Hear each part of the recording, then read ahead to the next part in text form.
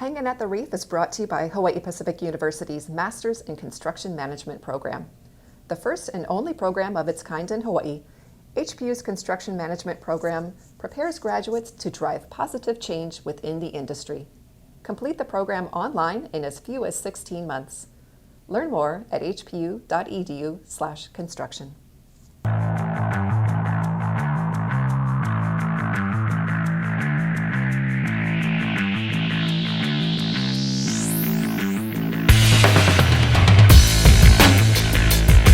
Guest today is Dr. Regina Ostergaard Klem. Her work challenges the traditional ways we measure economic health, most notably by looking beyond the gross domestic product. While GDP has long been the gold standard of economic progress, it leaves out some of the most important elements of societal well-being, from environmental degradation to social inequality. Dr. Ostergaard Klem's research applies the Genuine Progress Indicator, or GPI, to Hawaii, providing a more comprehensive picture of what it means to thrive. She holds a BS in Industrial Engineering from Lehigh University and both an MS in Environmental Engineering and a PhD in Systems Analysis and Economics for Public Decision-Making from Johns Hopkins University. Before her time in Hawaii, she worked globally as an environmental policy advisor with USAID and as a science and diplomacy fellow in Washington, D.C. We're honored to have her here today to talk about Earth Day's roots, Hawaii's role as a sustainable leader, and how we can all think differently about progress and well-being. Please welcome Dr. Regina Ostergaard Klem to the podcast. So, Regina, Earth Day's origin was as a teach-in way back in the day. Can you give us a little bit of the history of how it evolved and what was that day like, and set us on the path for where we stand today? Sure. I think it's something that I start out most of my classes with, just kind of to revisit Earth Day. Just as a reminder to students that, what 55 years later now, right? Because the first Earth Day was April 22nd, 1970. And many of the students, of course, are not familiar with the history of Earth Day because they weren't born yet, but maybe their parents were. But anyway, so Earth Day, the first Earth Day, came about on the heels of social movements, right? Including the Vietnam War, protests of the Vietnam War, civil rights movement, right? So we come to 1970, and Senator Gaylord Nelson, who was the Democratic senator from Wisconsin, had the idea of let's try to get the word out. Let's through a teach-in, right? Using the mechanism of a teach-in, let's try to appeal to students, to young people, to raise awareness of environmental problems and really to push the administration to do something about it. And again, the momentum that had come out of the social movements, really, the timing was just perfect. He went and had appointed a young graduate student, Dennis Hayes, to head up this structure of creating an Earth Day, a teach-in event across the country. So, and remember, this is before social media. This is before, many of the technological advances that we take advantage of just, informing people about things at our fingertips today.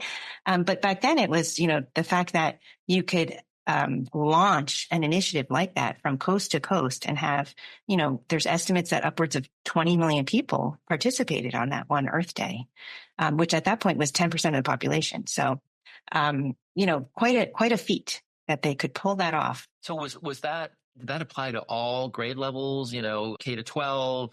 College level students, so it was just across the board? If you were a teacher and you had students, you were expected to implement Earth Day or as a teacher? I don't know if the expectation you were it might be a little directed. Yeah, a little directed. But I think that there was such momentum there that people just hopped on. I mean, it appealed to everyone. Right? It appealed to everyone who had some form or another of exposure to, air pollution, or some of the events leading up to it were, this huge oil spill off of Santa Barbara in California, or that rivers were on fire. The Cuyahoga River in Ohio was on fire, right? So whether it was through the images that people had seen on TV, or that they were experiencing smog days, extreme smog, or they were there were hunters and fishermen and bird watchers that had seen environmental damage before their very eyes. I mean, and I think that was what was so successful about it, that it appealed to not just teachers to bring awareness about environmental problems to the classroom, but everybody was on board, including, K through 12, college level, and actually that's the trivia behind it, that it was chosen to be April 22nd because it was conveniently between the end of spring break for most universities and before final exams. So that was the whole impetus, was to, reach out to the college level students, but have everybody involved. Yeah.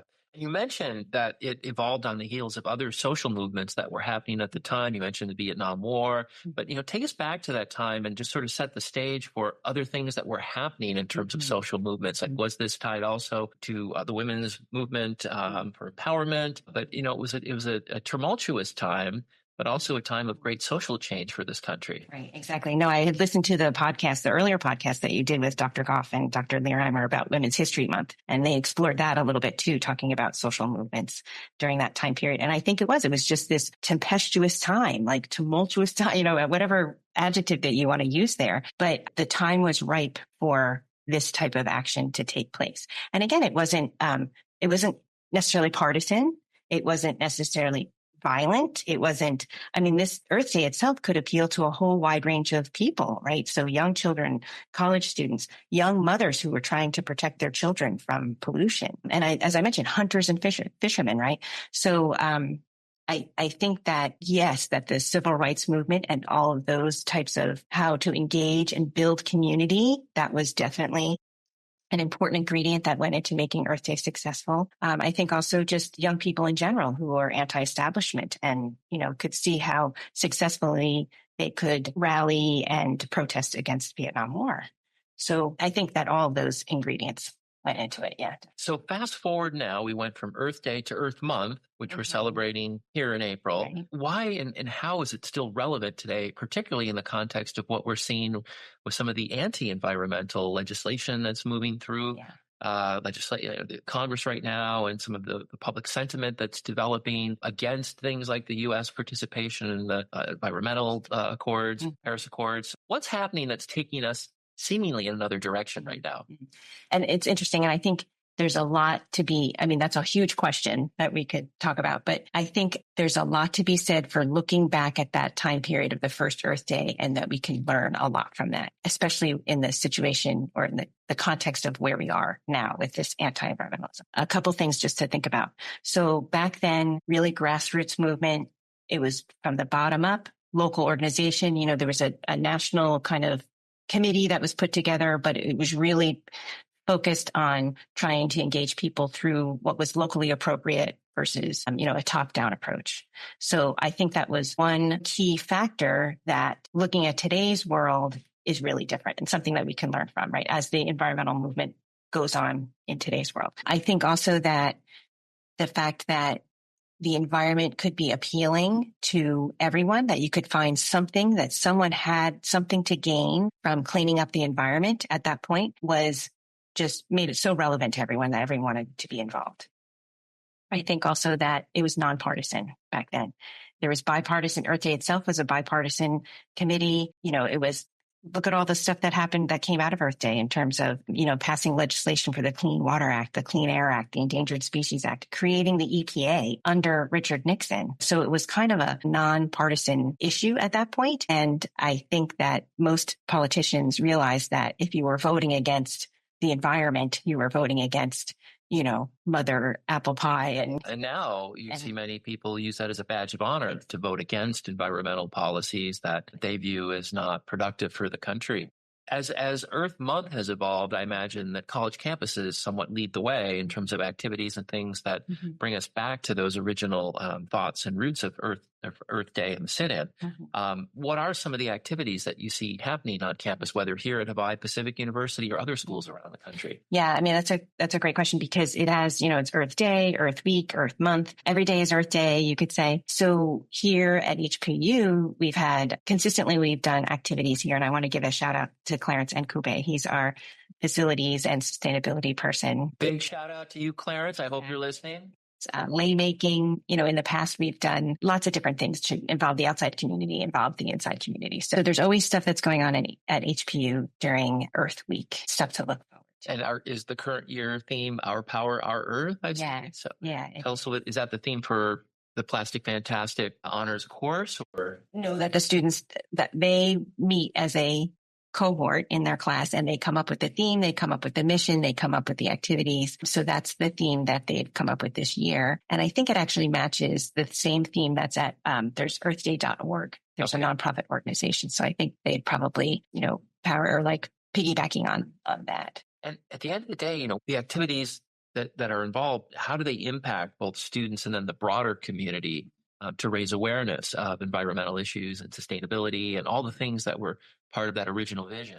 I think it's a real, at least how it's been done in the past and how we try to encourage them is to not just involve the HPU community or their own cohort of students or across different majors or however you want to say it, but to also include the community, the outside community. Because if we're talking about Earth Day here in Hawaii and sustainability in Hawaii, it's first of all, it's just an amazing place for students to come and study and work on those issues. But the community here is so close-knit, so strong. They're so willing to incorporate our students into their community events. They come and take part of our community events. Last year, we had a movie night. There's a local movie director. She made a film about the plastic issue and looking at plastic and some of the groundbreaking ordinances that have taken place at the city and county of Honolulu in terms of plastic. And then we had a panel that followed with some of the people who were in the film itself, including Senator Chris Lee, a couple city council people, just local, people here that are really working really hard on those particular issues. And here they are in the same room with our students.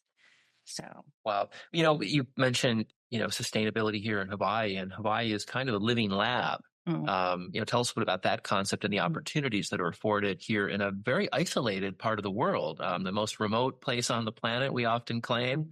So I imagine a lot of the effects of pollution on the mainland, for example, don't always affect us here in Hawaii, but we have our own little ecosystem to prove or disprove theories. So tell us about the living lab concept. Sure. Well, here, definitely, it's because we are living on an island. It's kind of the system's boundaries are actually well defined in terms of, our environment, what you would consider our environment. But there's so many forces that come from the outside. There's so many, the fact that we have to import upwards of 90+% of our goods here. And then what do we do what do we do with the waste when we are done with it? It's kind of, it's a very interesting problem if we're just talking about waste in general, about, materials coming in, where do the materials flow out, that type of thing. Just the carbon footprint alone of importing all those goods to Hawaii is really high.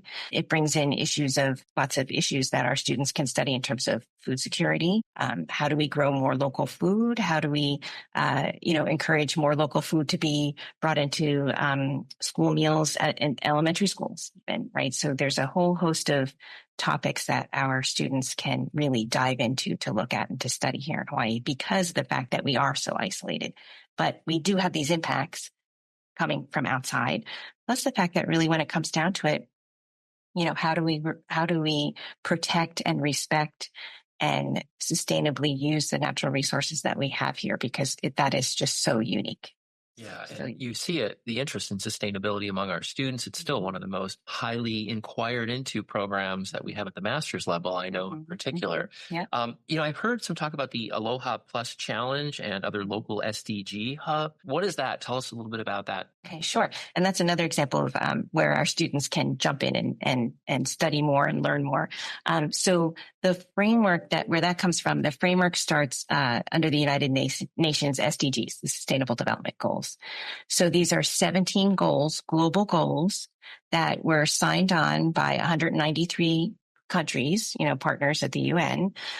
Did the U.S. sign on to that one? Yes. Okay. Yeah. Is there a chance that we might sign off? That's to be determined. It's a whole other discussion. Actually, we're talking about that today in my class at 12:15. So we have this 17 goals that are out there, global goals, and they include, end poverty, end hunger, use renewable energy, smart, sustainable cities, partnerships for sustainability, right? So there's a whole wide range of things, and they're all connected. The 17 goals, even though they're put into 17 different pukas, they're all connected because you can't reduce hunger until you start talking about equitable employment, and you can't, go to green energy until you start talking about sustainable transportation systems, right? So they're all kind of connected. But the UN in 2015 adopted the 17 Sustainable Development Goals to be accomplished by the year of 2030. So they're called the 2030 goals. So now here in Hawaii, we adopted our own sustainability goals. There's 6 of them, but that was in the year 2014. So a year ahead, we were ahead actually before United Nations in adopting our own goals.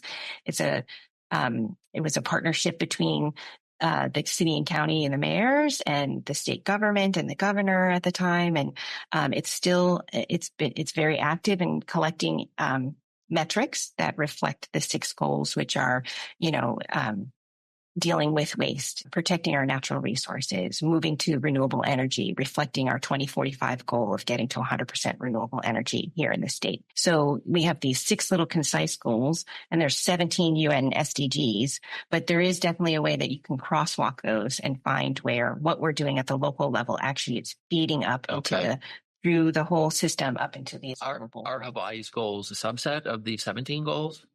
Because they were independently developed, right? But because we're all talking about sustainability and we all know that everything is connected and it's a systems view and what's important to us, those 6 Aloha Plus Challenge goals feed directly into the 17 goals. You might call them different things. Maybe it's semantics at this point. Maybe there's different metrics that you track for whatever it is. But the idea of the 17 SDGs is that it's broad enough so that in order to be implementing, it's not meant to be a top down, but again, talking about grassroots and local, like we said before, that how do we try to achieve those goals that's locally relevant? How do we track those and measure those at a locally relevant way so that we know in the end that we are contributing to moving along into the 17? Okay. And what about Hawaii Green Growth and HPU's involvement? Yeah.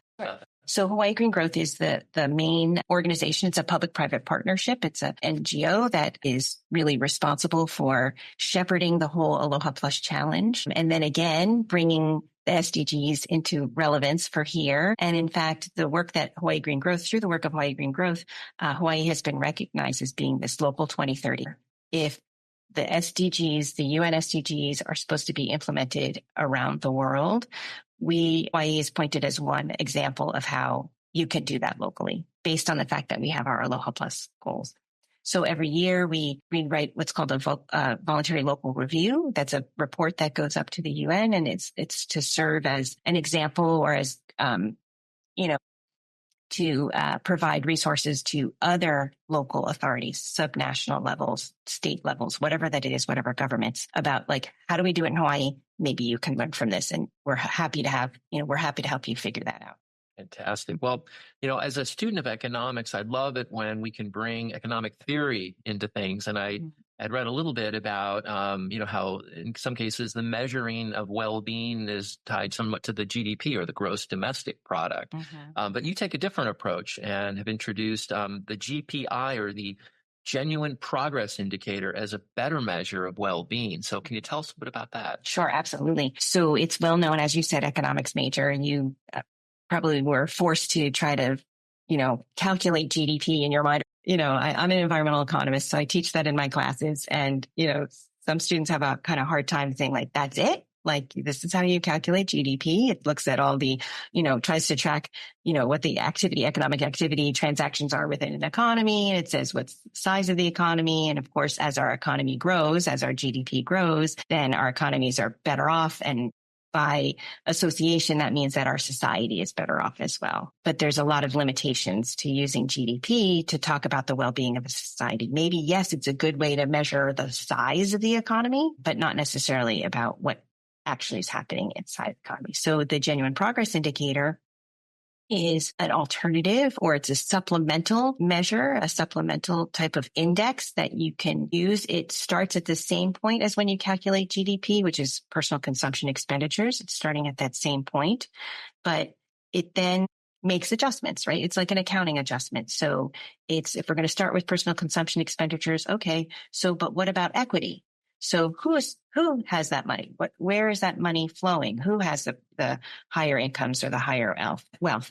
And how do we adjust that for equity, for example? So the genuine progress indicator is trying to address the weaknesses of GDP, talking about well-being in a society by incorporating the 3-legged stool of sustainability, right? Likewise, under environment, we look at, what are our natural resources look like? Have we lost forests? Have we lost wetlands? Have we, how much renewable energy are we using? What's pollution like?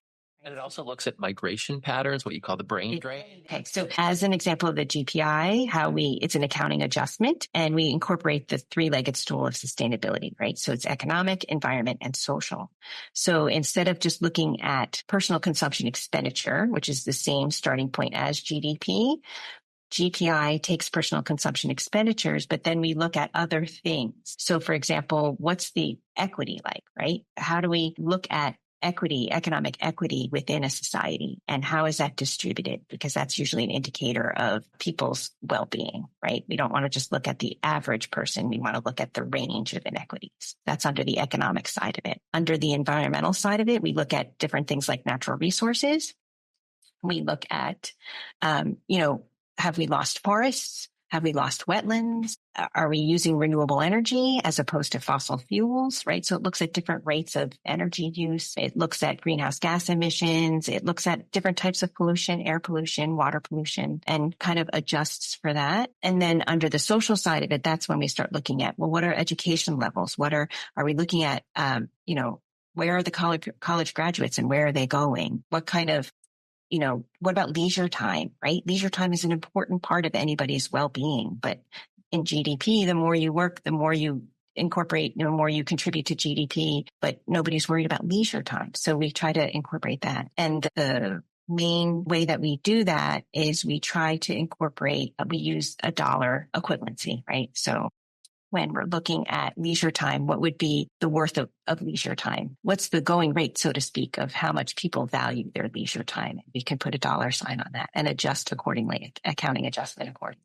I imagine some value that more than others, but you're taking sort of an average across the board. Yeah, exactly. Right. And then same thing that we could do for, what's the value of a wetland? There's environmental economists look into studying, well, what are those services that are provided, economic services that come from wetlands in terms of, storm surge protection and creating environments for tourism, for example, or something. So then we try to put a dollar value on those things so that overall, when we look at GPI versus GDP, we're adjusting GDP and we're trying to use a common metric to make those adjustments. Fantastic. Well, one of the things I wanted to ask you about is the difference between interdisciplinary and transdisciplinary approaches. Can you give us a little bit of, the definition and define how that's different? How it's different. Sure. It's, so in the sustainability field, we try to pride ourselves on the fact that we are working in a transdisciplinary manner, right? So it's not interdisciplinary where it's not just interdisciplinary, although that's good, where, you might have a biologist and an economist in a room and they each come with their own set of tools and they try to solve the problems with using their own tools. But in a transdisciplinary manner, we're trying to incorporate that. Yes, there's everybody in the room and they have a set of tools trying to solve the same problem, in a collaborative, cohesive way, but also transdisciplinary includes the community, right? Because we find that you can't do sustainability without the community. So it's not, academics working in their own little field and their own little discipline, putting around and researching and publishing papers. It's working all together collaboratively and then adding that community arm as well. So I imagine that's the role of a university, HPU, of any university, is to be that public voice, in some cases, to bring that community together. Yeah.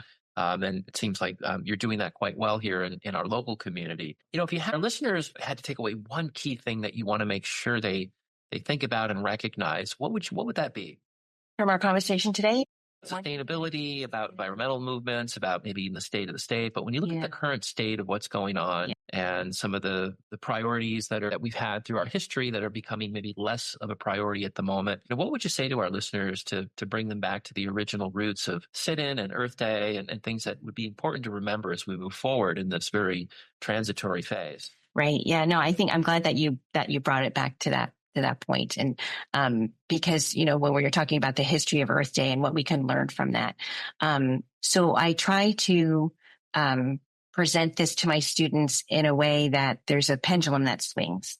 And, as the pendulum swings back and forth, we can see throughout, since 1970, we can see how the environmental movement has, waxed and waned. We can see about, what how environmental policies were either passed or not passed as we went from administration to administration through administration changes. And, and I explained to them that this kind of, changing administrations, sometimes, there's this kind of rollback game, right? So, and it happens every time where, one president might pass a whole lot of, under one president, there might be a whole lot of environmental policies that are, making progress has been made within a 4 or 8 year time period. And then the administration changes. And then a lot of those, regulations and rules that were put into place are then consequently rolled back on the, by a stroke of a pen on the first day of the next thing. So this is nothing new that these rollbacks and, different change of paths have taken place.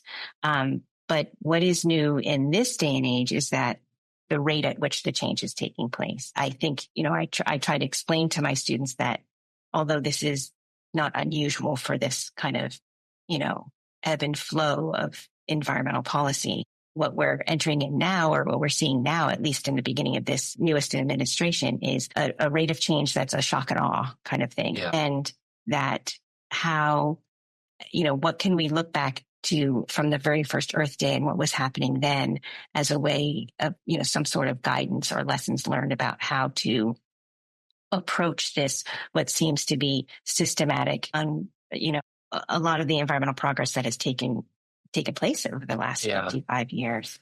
But it does seem like that's a newer phenomena in the sense of the current administration, maybe going back to 2016 and the U.S.'s decision to pull out of some global accords. And I think, to me, that's the lasting damage that's happening. And it is a newer phenomena because when I have looked at historically at administration changes from Republican to Democrat, generally there was an honoring of the larger accords and treaties and agreements that were put in place on a global basis or with individual countries, that even if there was a change in philosophy or administration, that administration would honor that agreement because it's America's word in a way. And as I see it, I think that's the biggest challenge and potentially, fatal flaw that we're experiencing now is that the rest of the world can no longer trust us to enter into these agreements and to stick with them. So how does that play itself out? Does that mean the rest of the world moves ahead with or without us? It's kind of hard if you're the largest economy in the world and one of the largest polluters in the world as well to not be a global citizen and participate in those.